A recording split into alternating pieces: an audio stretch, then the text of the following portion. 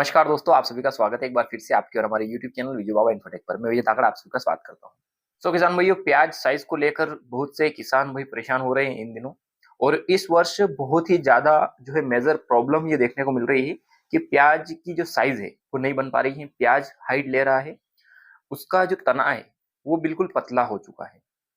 अब दोस्तों ये क्यों हुआ है, इसके पीछे क्या रीजन है और हम इसको रिकवर कर सकते हैं या नहीं, साइज को डेवलप कर सकते हैं या नहीं, आज के इस वीडियो में आपको बताने वाला हूँ।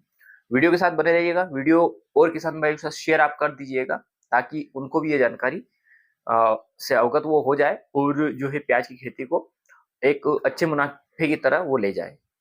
किसान भाइयों, ये सारी जो समस्या है ये पिछली बारिश से शुरू हुई है। जैसे ही बारिश हुई थी तो किसान भाई के खेतों में जब नमी थी उस समय जो है वातावरण में पर्याप्त जो है नाइट्रोजन की उपलब्धता रही है। इसके बाद किसान भाइयों ने कुछ स्प्रे लिए। स्प्रे में दोस्तों यहाँ पर कुछ टॉनिक का प्रयोग किया गया। और आजकल के जो टॉनिक है, ये हम कह सकते हैं जो बाजार में जो टॉनिक मिल रहे हैं उसमें ज्यादातर जो है डुप्लीकेसी हो रही है। जो कंटेंट प्रोवाइड करवाना चाहिए किसानों को वो नहीं हुआ और उसमें जो है नाइट्रोजन की अधिकता हमें देखी गई।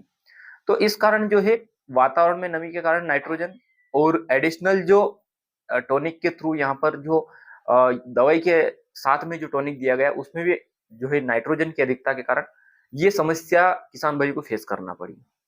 अब दोस्तों इसमें किसान भाई की कोई गलती नहीं है। ये एक तो प्रकृति का थोड़ा सा संतुलन नहीं था, ऊपर से जो भी स्प्रे वगैरह लिए उसमें जो है जो ज्यादा नाइट्रोजन का प्रयोग हुआ है, इस कारण कहीं ना कहीं ये समस्या हमें देखने को मिली।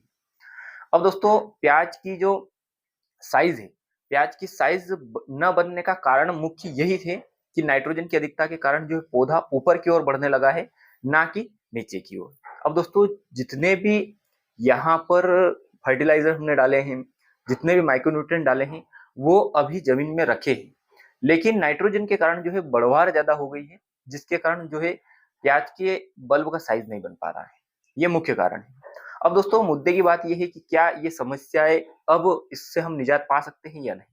तो बिल्कुल किसान भाइयों, क्योंकि लास्ट स्टेज में प्याज चल रही है, 2 से 3 सिंचाई और किसान भाई करेंगे। इसके मध्य यहाँ पर कुछ चीजें मैं आपको बताने वाला हूँ जिससे लगभग 80% तक इस समस्या का हल हो सकता है। अब दोस्तों समस्या का समाधान सुनने से पहले एक छोटा सा रिक्वेस्ट है, आपने अभी तक हमारे इस यूट्यूब चैनल को सब्सक्राइब नहीं किया है प्लीज सब्सक्राइब कीजिएगा, पास एक बेल आइकन को प्रेस कीजिएगा ताकि जैसे ही हम यहाँ से कोई वीडियो डालें तो उसके नोटिफिकेशन आपको तुरंत मिल जाए। किसान भाइयों, करना ये है कि अब हमें ऊपर से कोई स्प्रे नहीं लेना है, क्योंकि दोस्तों जो तना है वो हल्का पड़ चुका है और ऊपर से अगर हम कोई खाद, कोई फर्टिलाइजर अगर उसको देंगे तो उसमें इतनी क्षमता नहीं रही कि वो ऊपर से नीचे की ओर उस स्टोरेज को, उस शुगर को उतार पाएगा। तो किसान भाइयों यहाँ पर मैं जड़ से कुछ चीजें आपको बताने वाला हूँ। जो किसान भाई थोड़ा सा एफर्ट लगाना चाहते हैं, थोड़ा सा खर्चा करना चाहते हैं और प्याज की साइज बनाना चाहते हैं, वो इस मेथड को अपना सकते हैं। अभी दोस्तों करना यह है कि आप जब भी सिंचाई कर रहे हैं तो सिंचाई में थोड़ी सी गैप रखना है, ज्यादा सिंचाई ना करना है। जब भी खेत में नमी हो उस समय तो बिल्कुल भी हमें सिंचाई नहीं देना है। प्याज की जो फसल है एक ऐसी फसल है जो कम पानी वाली फसल है, लेकिन दोस्तों इसमें समय से पानी हमें देना रहता है। यानी कि जब जरूरत हो उस समय अगर आप सिंचाई करेंगे, उस समय पौधे को पानी जाएगा तो उसके साथ जो है माइक्रोन्यूट्रिएंट अपटेक करेगा पौधा और उसकी ग्रोथ करेगा। तो यहाँ पर मैं चीज बताने वाला हूँ कि जब भी आप सिंचाई करें तो उसके साथ आप 05234 पानी के साथ चलाएं। यानी कि उसको हम लेना है करीबन 4 से 5 किलो प्रति एकड़। आप एक बड़े ड्रम में घोल बना लीजिएगा और उसको पानी के साथ चला दीजिएगा। ये एक पहला मेथड है। इससे क्या होगा दोस्तों कि जो भी पौधे के आसपास जो भी चीजें पड़ी है, जो भी माइक्रोन्यूट्रिएंट पड़ा है, वो अपटेक करने में, उसकी जड़ का विकास करने में सहायक रहेगा, क्योंकि इसमें फास्फोरस और पोटेशियम रहता है। और लास्ट स्टेज में ये 2 ही खाद महत्वपूर्ण है जो प्याज की साइज को बनाते हैं, जिससे ज्यादा से ज्यादा जड़ का एकदम से विकास होगा और पौधा अपटेक करेगा, नीचे जो भी चीजें हमने डाल रखी है वो लेगा और तुरंत ही उसको 5 से 7 दिन में आपको साइज में यहाँ पर डिफरेंट देखने को मिलेगा। और दोस्तों इससे जो है वजन इंक्रीज करने में भी आपको बहुत ज्यादा लाभ यहाँ पर मिलने वाला है। इसके बाद दोस्तों क्या हम ऊपर से कोई स्प्रे न लें? बिल्कुल ऐसा नहीं है। आप स्प्रे लीजिएगा लेकिन ऊपर से 5234 0050 का स्प्रे हमें नहीं लेना है। ये चीजें मैं आपको इसलिए बता रहा हूँ क्योंकि इस बार परिस्थितियां बिल्कुल विपरीत हो चुकी है। आपकी फसल अच्छी खड़ी है तो कोई दिक्कत नहीं, आप कर सकते हैं, लेकिन ये मेथड उन किसान भाइयों के लिए है जिनके प्याज का जो स्टेम है वो बिल्कुल पतला हो चुका है, और यानी कि जो बल्ब का साइज रहता है और स्टेम जहां पर स्टोरेज रहता है उनके बीच में कुछ ज्यादा जगह है, तो वो किसान भाई इस मेथड को बिल्कुल भी नहीं अपनाए। ऊपर से जो स्प्रे वाला मैं आपको बता रहा हूँ, आप नीचे से 52-34 चला सकते हैं। इसके साथ दोस्तों, जब भी हम अगली सिंचाई करेंगे उसके साथ हमको थ्रिप्स का थोड़ा नियंत्रण करना पड़ेगा, तो उसमें आप प्री पोटास का प्रयोग कर सकते हैं। प्री पोटास यानी कि दोस्तों एक एफएमसी लीजेंड का एक ऑर्गेनिक पोटास आता है, जो आप प्याज की फसल में स्प्रे लेंगे दोस्तों, वो ये करेगा कि वो धीरे धीरे पौधे को मेच्योर बनाने में अपनी हेल्प करेगा।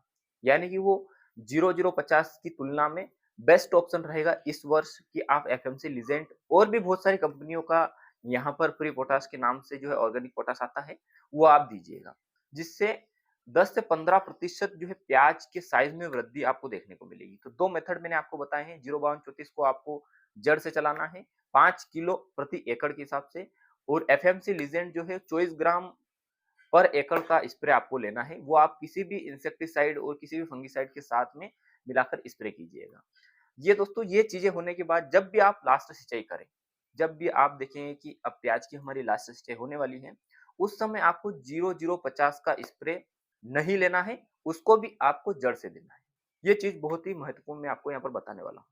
किसान भाइयों, अगर ये 3 चीजें आपने अपना ली, तो निश्चित ही उत्पादन भी बेहतर आएगा और प्याज के साइज में वृद्धि भी आपको देखने को मिलेगी।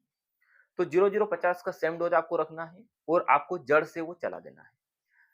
विशेषकर दोस्तों ये इस वर्ष की प्लानिंग में आपको बता रहा हूँ, क्योंकि इस वर्ष जो है बहुत सारी समस्या किसान भाइयों को देखने को मिल रही है। प्याज ऐसे की ऐसी खड़ी है, ना तो वो साइज ले रही है, ना वो वृद्धि ले रही है, ना उसका जो है विकास हो रहा है। तो आप इस चीज को थोड़ा-सा ध्यान रखिएगा, जब भी लास्ट सिंचाई हो, तो आप 0050 पानी के साथ चलाइएगा, और लगभग-लगभग तब तक उसको हार्वेस्टिंग ना कीजिएगा तब जब तक कि उसके साथ में मिट्टी या गीली मिट्टी आती हो। आप उसको हार्वेस्टिंग करके फिर अपना जो है स्टोरेज वगैरह में डाल सकते हैं। तो किसान भाइयों, इसके अलावा भी अगर प्याज के मामले में आपको कोई समस्या हो या आप डायरेक्ट मुझसे कॉन्टैक्ट करना चाहते हैं, तो जो नंबर दे रखे हैं इस पे कॉन्टैक्ट कीजिएगा।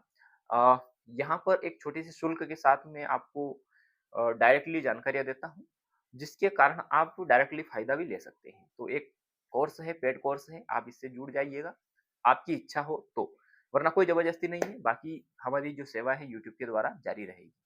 तो चलिए फिर मिलते हैं अगले वीडियो में। जय हिंद, जय भारत।